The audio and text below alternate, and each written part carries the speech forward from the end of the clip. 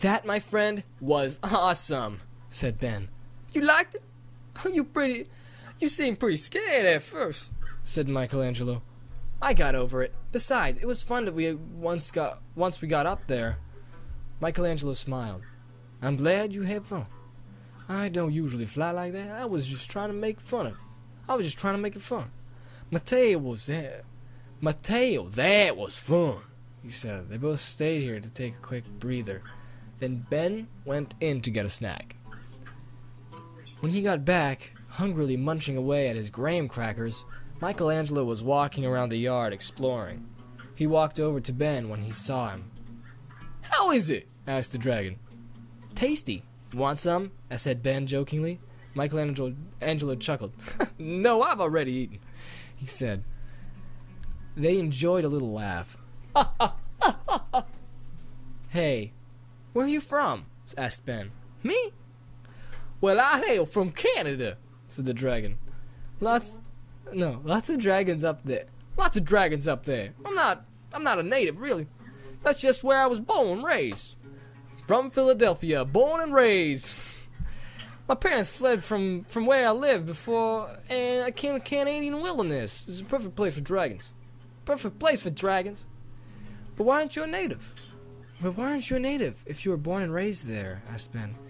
Well, said Michelangelo, the natives have tails with big spikes on it, and they have spades on them. See? Yes, he said, holding up his tail for Ben to see.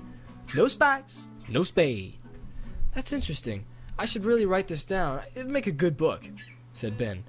He ran inside and got a notebook and pencil, started writing all he knew about dragons that Michelangelo had told him, plus his own observations. Can you lie down? Asked Ben. Michelangelo did so. Why? He said. I'm gonna draw a picture of you, said Ben. So Michelangelo waited for several minutes, very patiently until Ben was done. There, said Ben proudly. He proudly showed his work to Michelangelo. That's what I really look like, said Michelangelo. Yep, said Ben, looking at Michelangelo and then at his drawing. And if you ask me, it doesn't look that bad, he said. The two enjoyed a laugh. So what was it up like there in Canada? Asked Ben. Oh, it was wonderful, said Michelangelo. We would swim, then we planted places to live, and many other dragons live up there. Why? Asked Ben. Because it's remote. Not many humans live there, and it's pretty big. And it's pretty big. But we mostly live in small communities, about 10 adults, said Michelangelo. Wow, said Ben. I never knew. So, what happened? He said. What you mean? The dragon asked. I mean, why did you leave if it was so great? Said Ben. Well, I was found by a human. He was scared of me at first, tried to kill me.